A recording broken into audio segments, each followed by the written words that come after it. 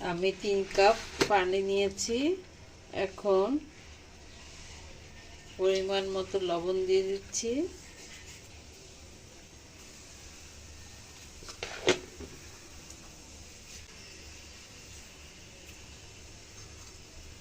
ঢেকে দিচ্ছি। পানিটা বলক আসলে আটাটা দিয়ে দিব। পানিটা বলক চলে আসছে, এখন আমি আটাটা দিয়ে দিচ্ছি।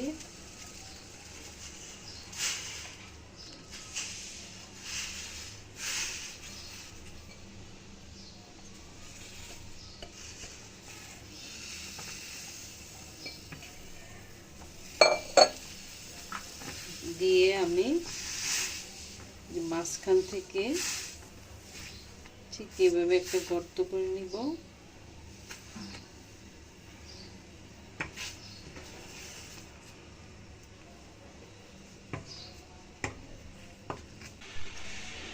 ঢাকনাটা তুলে নিচ্ছে। এখন আমি আটাটা খুব ভালো করে মিক্স করে নেব।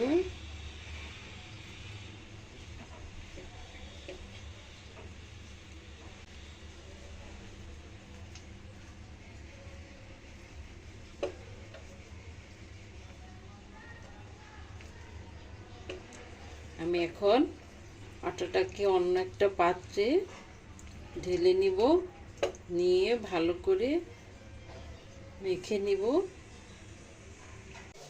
আমি ছোট একটা লিচি নিয়েছি। এখন আমি মিষ্টি বানিয়ে নিব। সব কিছু চালু করে দিলাম।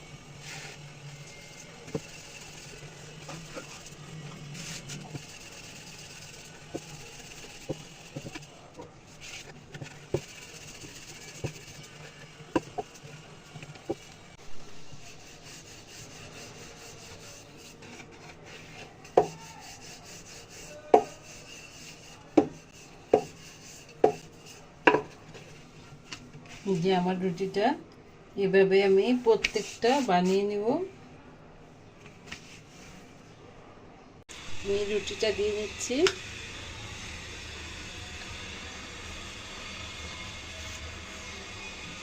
আমি অফ ক্যামেরায় ছেঁকে নিয়েছি, কয়েকটা বানিয়ে নিয়েছি। আরও চালের রুটিটা সাথে সাথে বানিয়ে ছেঁকতে হয়, নাহলে রুটিটা ফেটে যায়।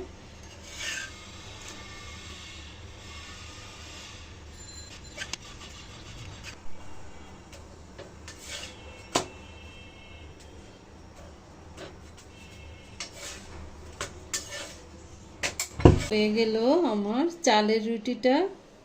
আমি বিফ দিয়ে পরিবেশন করব। আমি একটা রুটি ছিঁড়ে দেখাচ্ছি। এই যে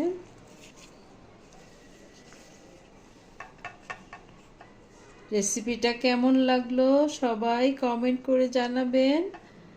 সবাই অনেক ভালো থাকবেন, সুস্থ থাকবেন। আল্লাহ হাফেজ।